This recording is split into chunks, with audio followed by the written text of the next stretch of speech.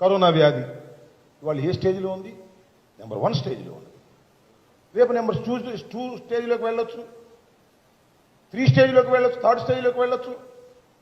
First స్టేజ్లో ఉండంగానే ఎన్నికలు జరిపి లోకల్ బాడీస్ అన్నింటినీ కూడా సమాయత్తం చేసినట్లయితే గ్రామ సర్పంచులు, వార్డు మెంబర్లు, ఎంపీటీసీలు, జడ్పీటీసీలు, ఎంపీపీలు, జిల్లా పరిషత్ చైర్మన్లు, మున్సిపల్ వార్డు మెంబర్స్, మున్సిపల్ చైర్మన్లు వీళ్ళందరూ ఉన్నట్లయితే కరోనా మీద యుద్ధం చేయడానికి ఎంత సుఖంగా ఉండేది. రేపు 2nd స్టేజ్కో 3rd స్టేజ్కో వచ్చిన రోజున వీళ్ళందరూ కూడా ఇన్వాల్వ్ అయ్యేవాళ్ళు, కరోనా మీద యుద్ధం చేయడానికి సైనికులుగా పనిచేసేవారు.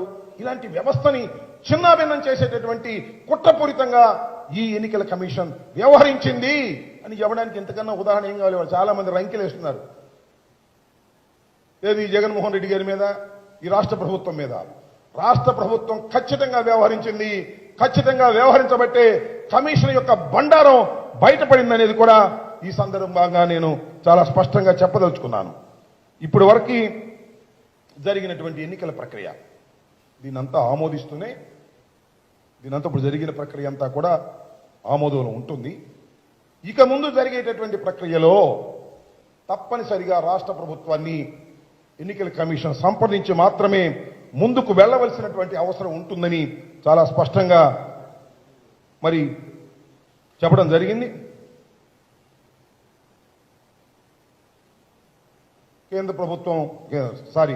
రాష్ట్ర ప్రభుత్వాన్ని సంప్రదించుకోకుండా మీరుకు ముందుకు వెళ్ళేటటువంటి అవకాశం లేదు అనేటువంటి విషయాన్ని కూడా చాలా స్పష్టంగా ఇవాళ సుప్రీంకోర్టు చెప్పింది.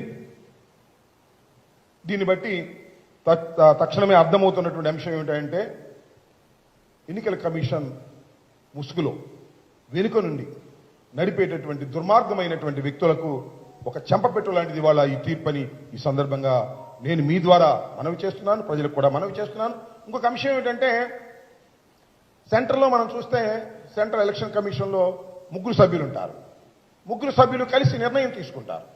ఏకసభ్య కమిషన్ ఉండటం వలన ఇలాంటి అప్రజాస్వామికమైనటువంటి విషయాలు, రాజకీయాలు చొప్పించబడినటువంటి అంశాలు జరుగుతూ ఉన్నాయి. కాబట్టి మన రాష్ట్రంలో కూడా, రాష్ట్రాలలో కూడా election commissions, state election commissions 3 సభ్యులతో కూడినటువంటి వ్యవస్థను ఏర్పాటు చేయడం ద్వారా మంచి పని జరుగుతుంది.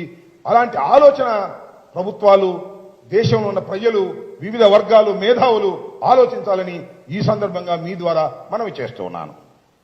ఇంకా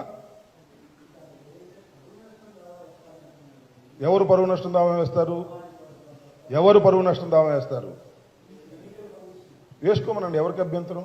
వారికి పరువు నష్టం జరిగిందో, లాభం జరిగిందో, పరువు మాదిపోయిందో, ప్రజలకు పోయిందో, రాష్ట్రంలో ఉన్న ప్రజలకు ఎంత నష్టం జరిగిందో వారు వేస్తే దానికి ఖచ్చితంగా సమాధానం